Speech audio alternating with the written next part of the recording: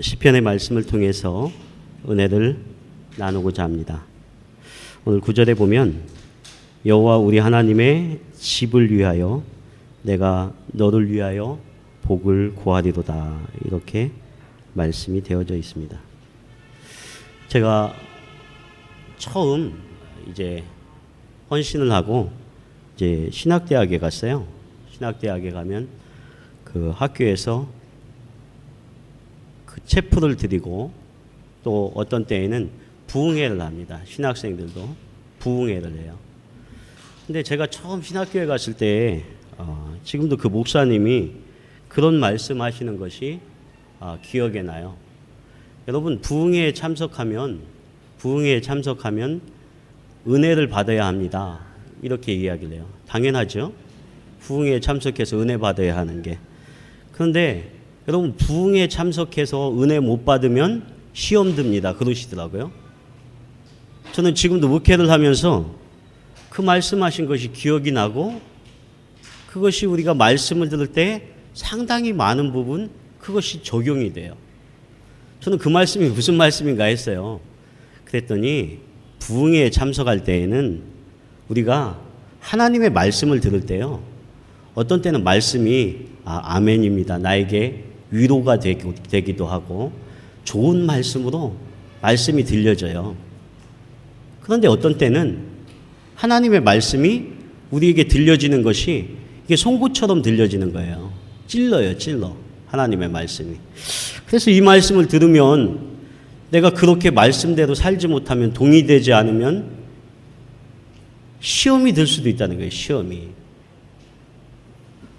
오늘 주님의 교회에서 우리가 하나님의 말씀을 듣고 말씀의 메시지가 선포되어질 때에 때때로는 이 말씀이 우리에게 위로의 메시지이기도 하지만, 때때로는 이 말씀을 통해서 내가 하나님 앞에 어떤 삶을 살아야만 합니다, 우리의 성도들이 하나님 앞에 어떠한 삶으로 나아가야만 합니다 하는 것에 강조점을 두다 보면 우리가 시험이 들 수도 있다는 거예요. 오늘 말씀이 여러분에게 시험이 된다는 건 아니고요. 그래서 우리가 말씀을 들을 때에 어떠한 믿음의 자세, 마음의 자세를 가지고 나오느냐 중요하다는 것입니다. 오늘 9절에 보면 여호와 우리 하나님의 집을 위하여 내가 너를 위하여 복을 구한다, 이렇게 말씀하고 있어요. 저는 이 말씀을 읽으면서 하나님의 집을 잘 세우기 위해서 성도들이 복을 얻어야 한다는 말씀인가? 이 말씀을 읽으면서 그런 물음이 생기더라고요. 우리 하나님께서 오늘 우리의 힘과 물질과 재정이 오늘 하나님의 집이 굳건히 세워지기 위해서 필요하시다 하는 그런 말씀인가? 저는 이 말씀을 읽으면서 하나님께서 오늘 이 말씀을 나누게 할 때에 저는 이 9절의 말씀에 물음표를 가졌어요. 그 물음표를 가지면서 이 시편의 말씀을 묵상했습니다.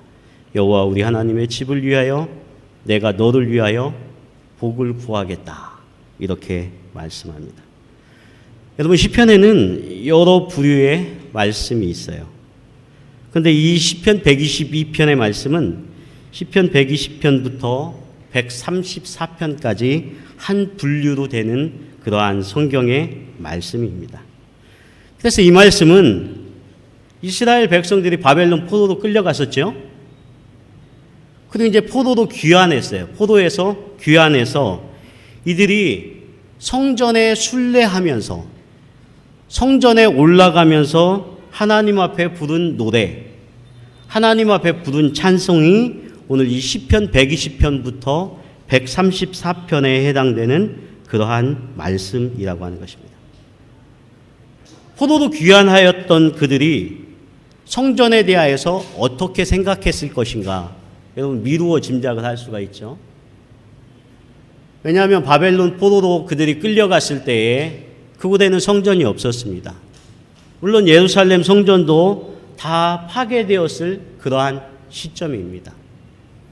그래서 하나님 앞에 내가 하나님의 거룩한 처소에 나와 하나님 앞에 제사하고 하나님 앞에 예배하기 위하여서 나아가도 나아갈 처소가, 나아갈 성전이 없었다고 하는 것입니다.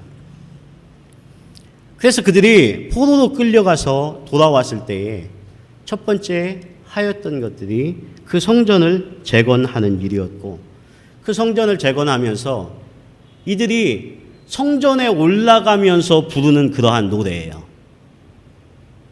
하나님의 전에 나아가서 하나님을 만나기에 앞서서 노래하고 있는 것이 오늘 시편의 말씀이라는 것입니다. 그래서 1절에 보면 이렇게 되어 있잖아요. 사람이 내게 말하기를 여호와의 집에 올라가자 할 때에 내가 기뻐하였도다. 여러분에게도 그런 감격이 있습니까? 아까 그래서 서두에 그렇게 말씀드린 거예요. 이스라엘 백성들이 왜 성전에 올라갔을 때 우리가 기뻐하자, 우리의 마음속에 감격이 그들에게 있었을까? 그것은 바벨론 포로에 있어 보니까 내가 하나님 앞에 예배할 수 있는 것이 얼마나 귀하고, 하나님 앞에 이렇게 예배의 처소가 있고 성도들이 있고 공동체가 있고 한 마음으로 하나님 앞에 예배할 수 있다고 하는 것이, 이것이 기쁨이라는 거예요. 감격이라는 거예요. 여러분들에게도 감격이 되시기를 축원합니다. 그래서 성전에 올라갈 때 내가 기뻐하고 기뻐했다, 이렇게 말합니다. 이제 어저께부터 이제 베트남의 연휴가 시작되었습니다. 혹시 올해 처음 베트남에 오시는 분들은 여러모로 이 베트남의 연휴가 낯설 거라고 그렇게 생각이 듭니다. 이 베트남 사람들이 이 설날이 되면 보통 10일, 우리 집사님 회사를 물어보니까 어떤 때는 뭐 2주도 쉬고, 저는 그때 처음 이곳에 와서 설날을 맞이하면서요, 제 마음에 드는 걱정이, 아니 이렇게 한 20일, 15일씩 놀면 소는 누가 키우나? 이렇게 오래 놀아버리면 어떻게 수출하고 어떻게 살아나가나 걱정도 되더라고요. 그리고 이제 소규모로 이렇게 비즈니스 하시는 분들은 이거 한 달에 절반은 놀아버리면 언제 렌트비 내서 그거 벌어서 그것도 내고, 어쨌든 그런 걱정이 좀 되는 마음이 있었어요. 근데 이제 제가 이제 연수가 바뀌다 보니까 조금 약간은 설날이 되면 다 이런 거야 하면서 익숙함으로 다가오게 되죠.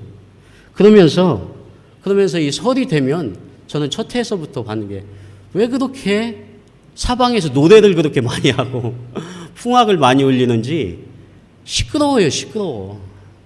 그래서 이것이 잘 즐거움으로 같이 가서 거기에 가서 우리가 노래를 하거나 그 즐거움에 휩싸이는 것이 아니라 처음에는 잘 적응이 안 되는 그러한 문제였습니다. 그런데 제가 오래 계신 우리 집사님들에게 여쭤보고 선교사님들에게 여쭤보면 이것에 익숙해지고 또 이 관습에 점점 더 이렇게 젖어들게 되는 것을 보게 되더라고요. 근데 저는 아직 초년이라 그런 면이 있는 것 같아요. 저도 이제 외국에서 한 10여 년쯤 이렇게 사는 것 같아요. 그래서 저에게는 한 가지 개념이 없어지는데, 어떤 개념이 없어지냐면 이 명절에 대한 개념이 없어져요. 그래서 저는 추석 때 되면 한국에서는 그렇게 사람들이 다 부모님을 찾아서 또 고향을 찾아서 그렇게 들뜬 마음으로 이렇게 나아가는데, 저에게는 이 추석이 되어도 또 이렇게 설이 되어도 막 마음에 이렇게 들뜬 감정들이 없는 거예요. 한 10여 년 외국에서 살다 보니까. 그래서 자연스럽게 길들여졌다고 하는 거죠. 자연스럽게 익숙해졌다고 하는 것입니다. 사랑하는 여러분, 오늘 이스라엘 백성들이 이 시편의 말씀을 읽을 때에 그들이 바벨론 포로로 돌아와서 이스라엘 성전에 올라가면서 하나님 앞에 예배하며 하나님 앞에 이 감격의 찬송시를 지을 때에 그들의 마음이 어떠했겠는가 하는 것을 우리들이 생각해 봐야만 합니다. 아마 그들이 바벨론 포로에 처음 끌려갔을 때에 하나님 앞에 예배하지 못하고 하나님 앞에 제사하지 못하고 모이지 못하고 기도하지 못했을 때에 그들의 마음에 쓰라림이 있었을 거예요. 고통이 있었을 거예요. 하나님의 거룩한 임재 앞에 나아가지 못하는 것이 내 마음의 고통입니다 하며 그들이 힘들어했을 것입니다. 그런데 그곳에서 시간이 지납니다. 1년, 2년, 5년, 10년. 하나님 앞에 예배하지 않아도, 하나님 앞에 제사하지 않아도 되는 그러한 시간들. 그리고 다니엘과 같이 자기가 스스로 하나님 앞에 하루에 3번씩 기도의 처소를 정해놓고 기도하지 않는다 하면은 스스로의 경건을 지켜가면서 하나님 앞에 나와가서 하나님께서 주시는 그 감격의 그 기쁨들을, 그 감격의 그 예배들을 마음속 깊이 사무치며 그렇게 지내기가 쉽지 않았다고 하는 것입니다. 오늘 바벨론 포로로 돌아온 이스라엘이 그들이 성전에 올라가는 시기가 있었죠. 그들이 성전에 올라갈 때에는 이스라엘의 유월절, 또 77절, 장막절, 이때에는 꼭 성전에 올라가서 제사를 드리게 됩니다. 이들이 성전을 향해 나아가는 것은 그곳에 거룩하신 하나님의 임재, 지성소가 하나님의 집이 그곳에 있기 때문에 그들이 성전에 나아갈 때 그들의 마음의 고백이, 신앙의 고백이 어떤 것이겠습니까? 나는 나의 삶 속에서 하나님을 내 중심에 모시고 그러한 삶을 살겠습니다 하는 그러한 믿음의 고백인 줄 믿습니다. 하나님이 중심 되신 삶이에요. 그렇기 때문에 1년에 3차례 그러한 절기를 통해서 그 성전에 모이라고 할 때에 그들은 감격적으로 기쁨으로 그 성소를 향해서 나아갔다고 하는 것입니다. 역대상 17장에 보면 다윗이 하나님을 사랑하면서 그가 하려고 했던 것이 성전을 건축하는 것이었습니다. 그가 성전을 건축하려고 했던 이유는 하나님의 궤를 옮겨온 뒤 이제 다윗은 선지자 나단에게 이렇게 고백합니다. 내가 살고 있는 집은 백향목 궁전이라는 거예요. 다윗은 임금이고 왕이었기 때문에 나는 지금 백향목 궁전에 살아가고 있는데 하나님의 언약궤를 모셔온 그 하나님의 임재의 장막은 아직도 성전을 짓지 못하고 그 장막 가운데 있다고 하는 거예요. 마음이 불편한 거예요. 나는 하나님의 백향목 궁전의 거룩한 처소에 있는데 아직도 하나님의 집은, 하나님의 언약궤는 그곳에 있다고 하는 것이 그가 불편해했다고 하는 것입니다. 그래서 그는 성전을 짓기로 작정을 하고 그것을 준비합니다. 그런데 하나님께서 그날 밤에 이 나단 선지자를 통해서 말씀하시죠. 성전을 짓지 말라고 그렇게 말씀합니다. 그래서 다윗은 하나님의 뜻에 순종하게 됩니다. 그가 수많은 전쟁을 치르고 그가 성전을 짓는 것을 하나님이 기뻐하시지 않는 것을 알게 되었을 때에 그는 그것에 순종하게 된다고 하는 것입니다. 그런데 다윗이 그러한 마음을 가졌던 것은 내가 하나님께서 주신 복이 넘쳐서 나는 백향목 궁전에 살고 나는 하나님이 주시는 그러한 풍성함을 누리고 있는데 아직 하나님의 언약궤, 하나님이 임재하시는 처소는 너무나 누추하다고 하는 그러한 마음의 찔림이 있었다고 하는 것입니다. 제가 우리 성도님들에게 당장 성전 짓자고 하는 거 아닙니다. 우리가 너무 좋은 집에 살고 있어서 우리가 하나님의 성전 거룩히 여기서 짓자 그렇게 너무 앞서 나가는 것이 아니고 다윗이 그랬다는 거예요. 다윗의 마음이 오늘 그러한 마음을 가지고 있었다. 그런데 1절에 보면 사람이 내게 말하기를 여호와의 집에 올라가자 할 때에 내가 기뻐하였도다. 적어도 이스라엘 백성들은 성전으로 나아가는 그 길을 나아갈 때에 기대감이 있었어요. 기대감. 그 마음에 기쁨이 있었습니다. 가슴 벅찬 그러한 감격이 있었다고 하는 것입니다. 왜냐하면 그 성전에 가면 하나님을 만날 수가 있고 하나님의 거룩하신 임재를 경험할 수 있기 때문에 그들은 기대함을 가지고 그 성전을 향해서 나아갔다고 하는 것입니다. 사랑하는 여러분, 여러분에게 묻습니다. 오늘 여러분이 예배하실 때 그런 기대와 기쁨을 가지고 나아오셨죠? 아멘이시죠? 우리는 하나님의 전에 나올 때 그러한 기대의 감을 가지고 나옵니다. 저는 요즘 어떤 일에 대해서 참 기대가 사라지는 것을 많이 느끼게 됩니다. 그래서 사람이, 죄송합니다. 저보다 다 연륜이 높으신데 이렇게 한 살 한 살 연륜이 깊어지면 어떤 것에 대한 기대감은 점점 더 사라지는 거예요. 어떤 비전에 대한 것, 물론 비전이 뭐 사그러드는 것은 아니지만 그런 기대감들은 사라지면서 어떤 현실 감각들이 많이 생겨납니다. 제가 아까 찬양을 부르면서 그런 마음이 들더라고요. 제가 찬양 인도도 하고 또 성가대도 서고 설교도 하고 오늘 저 혼자 다 하는 것 같아서 너무 죄송스러워요. 성가대 하는 것이 얼마나 복된 일인데 저만 이렇게 복을 받는 일을 다 해서 다음 주에는 우리 성도님들에게 좀 나눠드리고 싶어요. 이 복 받는 일을.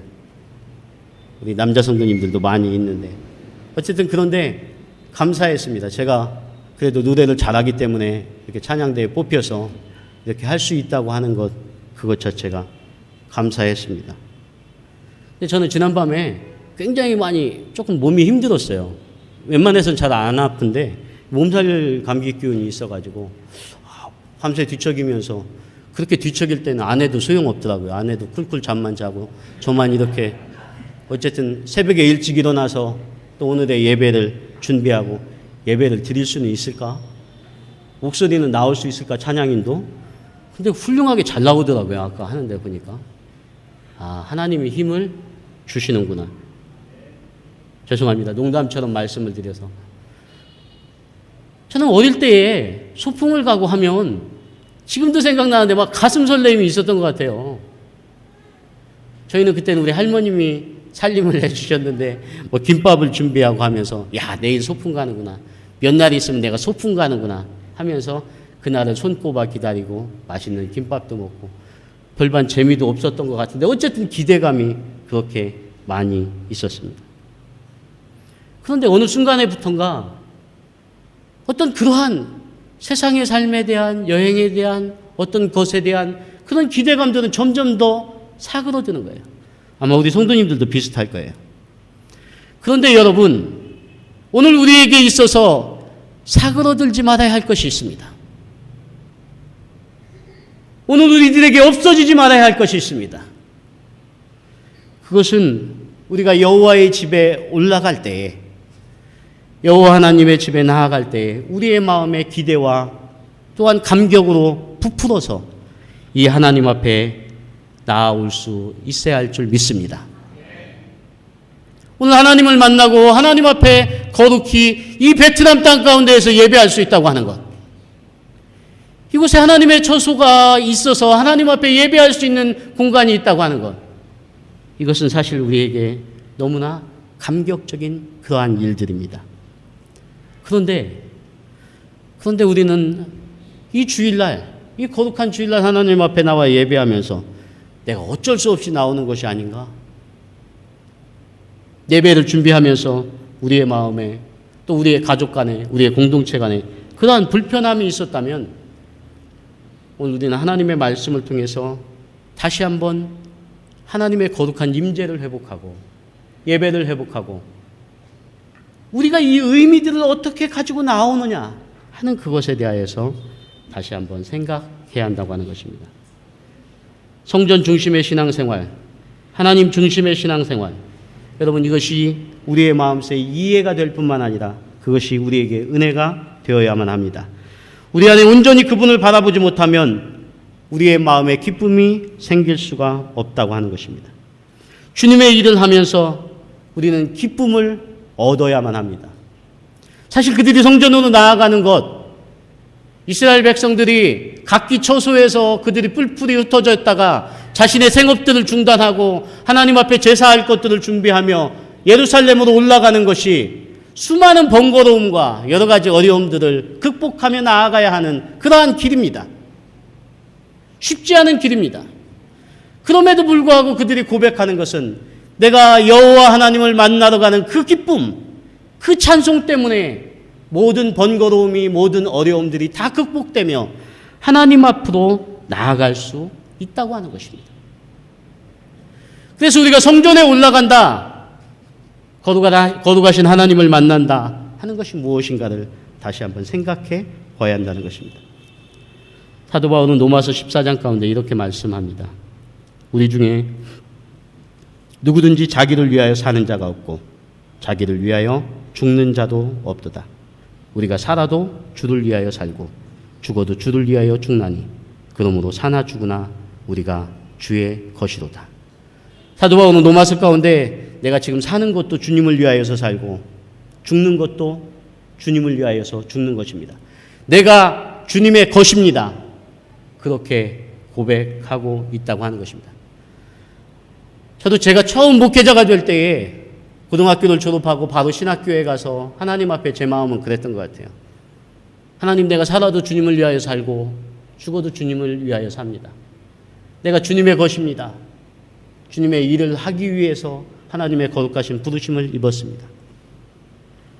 그런데 목회 현장에서 수없이 사역을 하고 나아가다 보니까 때때로 이 감격들이 우리 안에 사라져버린다고 하는 것입니다. 하나님의 성전에 모여서 우리가 예배하고 하나님의 성전 앞에 나오는 것이 우리에게 기쁨이 아니라 우리에게 때때로는 부담감으로 우리 안에 자리 잡을 수도 있다고 하는 것입니다. 요즘 IS가 문제죠. 얼마 전에 그 IS에 억류되었던 미국인 케일라진 뮬러라고 하는 그런 자매가 사망했습니다. 그래서 지금 미국에서 그것을 심각하게 받아들이고 있으면서 그동안에는 공중폭격만 했었는데 이제는 지상전에 투입을 해야겠다고 생각을 하고 버락 오바마 대통령이 지금 미국 의회에다가 그 지상전에 투입할 수 있는 그것에 대해서 인준을 신청해 놓은 그러한 상태입니다. 얼마 전에 일본인 고토 겐지 씨도 그리스도인이었는데 IS에 의해서 희생을 당했었죠. 안타까운 마음이 듭니다. 그런데 이 케일라진 뮬러라고 하는 이 자매는 26살밖에 되지 않았어요. 그는 서포트 투 라이프라고 하는 그러한 봉사단체에 소속되어서 이 시리아 땅을 향해서 봉사하며 그들의 생명을 구원하기 위해서 주님의 복음을 들고 또 봉사하며 사역하며 나아가다가 2013년도에 그렇게 납치된 거예요. 수많은 봉사활동을 펼치며 그들에게 자신의 생명을 주며 나아가다가 결국에는 이번에 그렇게 목숨을 잃었습니다. 이 뮬러가 2014년도에 가족들에게 그렇게 편지를 썼습니다. 엄마가 항상 마지막에 결국 의지할 분은 하나님뿐이라 한 것을 기억해요. 나는 말 그대로 자신을 창조주 하나님께 맡겨드려야 하는 그 시점에 서게 됐어요. 이 뮬러는 자신이 이제 죽음이 얼마 남지 않았다는 것을 알게 되고 그것을 엄마에게 그렇게 편지를 한 거예요. 나는 말 그대로 자신을 창조주 하나님께 맡겨드려야 하는 그 시점에 서게 됐어요. 하나님과 당신의 기도를 통해 나는 나락으로 떨어지는 가운데에서도 부드럽게 안겨있는 느낌입니다. 어둠 속에서도 빛을 보았고 심지어 감옥 안에서도 자유로움을 배웠고 나는 그곳에서 감사합니다. 마지막으로 편지의 끝에 두려워 말고 계속 기도해 주세요. 하나님의 뜻에 의해 우린 곧 함께 할 수 있을 것입니다. 저는 이 글을 인터넷을 통해서 보고 가슴이 많이 먹먹해지는 것을 느꼈어요. 26살밖에 되지 않은 그러한 자매가 하나님의 그 부르심 때문에 그 오지에서 결국 자신들이 그렇게 사랑했던 사람들에게 자신의 삶을 주며 생을 주면서도 마지막까지 전혀 불평하지 않고 담대함으로 그들에게 나갈 수 있었다고 하는 것, 그것은 참으로 하나님께서 주신 마음이었구나. 그래서 하나님 중심으로 이 땅에 살아가다가 마지막에도 하나님을 의지하며 자신의 생을 마지막까지 하나님 앞에 드리며 그렇게 나아가게 되었다고 하는 것입니다. 사랑하는 여러분, 오늘 우리는 이 시편의 말씀을 읽으면서 이 시편의 말씀이 우리가 성전 앞에 나아가는 것, 하나님의 거룩하신 임재 앞에 나아갈 때 우리의 기쁨이 어떤 것인가, 오늘 말씀을 통해서 묻고 있는데, 내가 여호와의 집에 올라가자 할 때에 내가 기뻐하였다, 이렇게 묻고 있는데 그 말씀에 대하여서 우리는 대답하고 응답할 수 있어야 한다는 것입니다. 주님, 내가 너무 기쁘고 즐거워서 이 마음을 주체할 수가 없습니다. 내가 하나님의 거룩한 성전을 향해 나아가는 것은 나에게 복입니다. 이것이 우리에게 축복의 삶의 통로임을 내가 믿습니다. 포로로 끌려갔다 돌아온 이스라엘 백성들은 이러한 감격 가운데 하나님 앞에 나아갔다는 것입니다. 저는 이 베트남 땅에 교회가 세워지고 하나님 앞에 이 예배의 천소를 만들면서 처음 기도할 때에 하나님 앞에 그 처소 앞에 나아갈 때 막 그 마음에 감동과 감격이 있었어요. 여러분들도 있으시죠? 하나님께서 이곳에서 예배를 받으신다고 하는 사실, 또 이 땅의 백성들을 향해서 하나님께서 지금 마음을 열고 우리를 부르셔서 우리를 통해 그들을 향해 나아가게 하신다는 사실. 제가 서두에 말씀드렸지만 우리가 이민을 하며 살아가면서 한 해, 두 해, 세 해 시간이 흘러가고 우리의 시간들이 자꾸 지나가면 내가 왜 이곳에 부름을 받았지? 내가 드리는 이 예배는 도대체 무엇이지? 우리는 그렇게 습관적인 모습으로 나올 때도 많이 있다고 하는 것입니다. 사랑하는 여러분, 이 베트남 땅에서 우리가 하나님 앞에 예배 드린다고 하는 것이 어떤 의미입니까? 하나님께서 이곳에 우리를 부르셨다고 하는 것이 어떤 의미입니까? 우리는 그것을 깊이 있게 다시 한번 생각하면서 나를 처음 부르셨을 그 부르심을 생각하며 여러분 예배의 감격 가운데 그 부르심으로 나아갈 수 있기를 축원합니다. 그래서 저는 여러분들에게 서두에 그렇게 말씀드린 거예요. 우리가 하나님의 성전을 짓자고 하는 것이 건물을 짓자고 하는 것이 아닙니다. 우리가 하나님 앞에 거룩한 성전을 짓는 것은 우리 각자가 성전이기 때문에 이 성전에 나와서 우리가 예배하는, 우리의 공동체를 통해서 예배하는 우리의 마음, 우리의 중심이 성전이 되어야 할 줄 믿습니다. 그것을 위해서 하나님께서는 여러분들에게 헌신을 요구하시는 것입니다. 그래서 적어도 다윗은 그가 수많은 죄악 가운데 있었으면서도 이새의 아들 다윗을 만나니 이는 내 마음에 합한 사람이었다고 하나님께서 그를 인정할 수 있었던 것은 그의 중심에 하나님을 향한 간절한 사랑이 있었어요. 그래서 그가 백향목 궁전에서 나는 편안히 누우면서 하나님을 이곳에 모시며 하나님의 처소를 제대로 해놓지 못한 것에 대한 안타까움과 미안함이 그에게 있었다는 것입니다.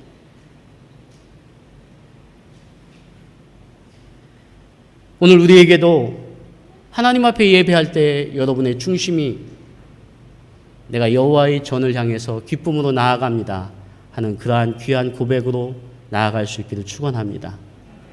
여러분 그리고 그렇게 헌신하셔야 돼요. 여러분 그렇게 여러분의 삶을 드릴 수 있어야 돼요. 지난주에 말씀을 나누었듯이 우리의 삶의 모든 주인은 주님이십니다. 우리가 살아도 주를 위하여 살고 사도 바울과 같이 죽어도 주를 위하여 죽습니다. 그렇기 때문에 우리의 사업장도 우리의 가정도 나에게 책임져 준 모든 것들이 하나님의 것임을 믿습니다. 이러한 분명한 신앙 고백이 우리 안에 있다고 한다면 우리는 이 땅 가운데 흔들리지 않게 돼요. 저는 오늘 9절의 말씀을 처음 읽으면서 그 서두에 의아해하면서 시작했다고 했죠. 여호와 우리 하나님의 집을 위하여 내가 너를 위하여 복을 구하리로다. 저는 이 말씀을 읽으면서 하나님께서 지금 하나님의 집을 잘 되게 하기 위해서 오늘 여기에 성도들이 복받게 살게 되기를 구하는 것인가? 물론 그 말씀도 맞죠. 그런데 저는 믿습니다. 하나님은 우리의 재정이 필요하신 분이 아니에요. 하나님은 우리의 물질이 필요하신 분이 아닙니다. 하나님은 우리의 신앙 고백이 필요한 분이신 줄 믿습니다. 왜냐하면 만군의 여호와 하나님은 이 세상의 모든 것의 주인 되시는 분이십니다. 그렇기 때문에 우리의 선교의 사역의 현장에서도 우리의 목회의 현장에서도 우리가 물질이 없어서 쓰러지는 것이 결코 아닙니다. 하나님의 앞에 우리의 중심이 온전히 드려지지 못하고 기뻐하지 못하고 그 앞에 나아가지 못할 때 우리가 그때 흔들리는 것이지, 하나님은 우리에게 우리의 복을 구하여서 우리가 풍성하게 되어서 그것을 통해서 하나님의 역사를 이루려고 하는 분이 아니시라고 하는 것입니다.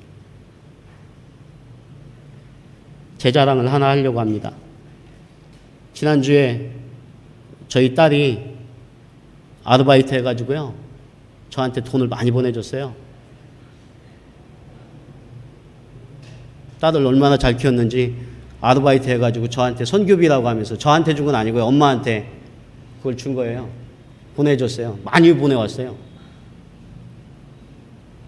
저는 얼마나 기쁘던지, 이걸 가지고 빨리 빵이라도 사 먹어야겠다, 이런 마음이 드는 게 아니라요,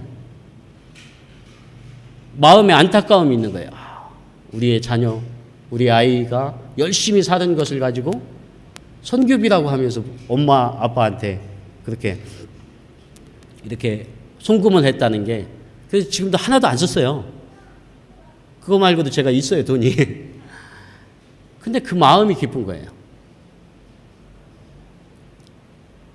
사랑하는 여러분, 오늘 하나님께서 우리를 통해서 필요로 하는 것은 여러분의 중심을 가지고 하나님 앞에 기뻐함을 가지고 나아가는 것을 기다리시는 줄 믿습니다.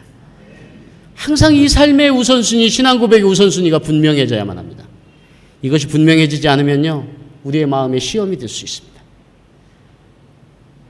저는 우리 하늘이 공동체가 이 땅에 건강한 교회가 되기를 소원합니다. 그리고 그렇게 섬기는 교회가 되기를 소원합니다.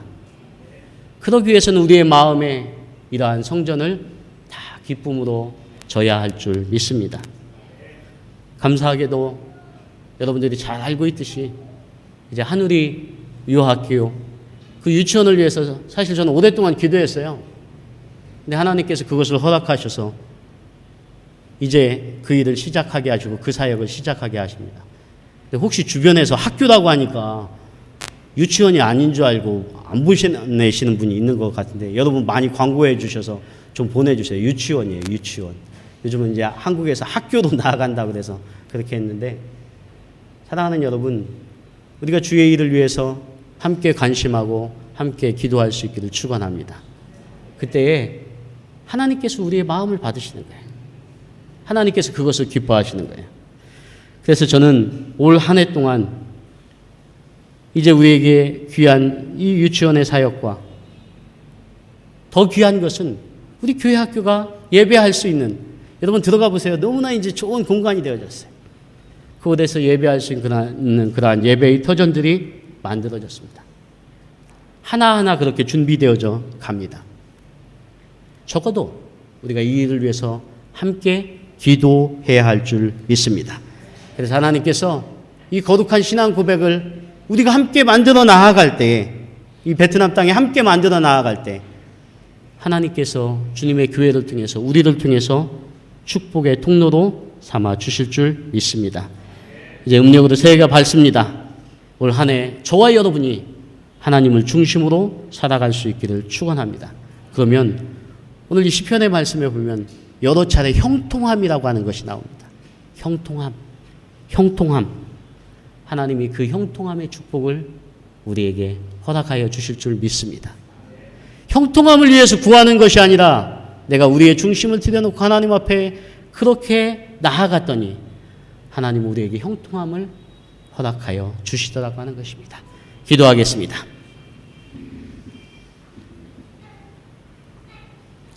하나님, 은혜를 감사합니다.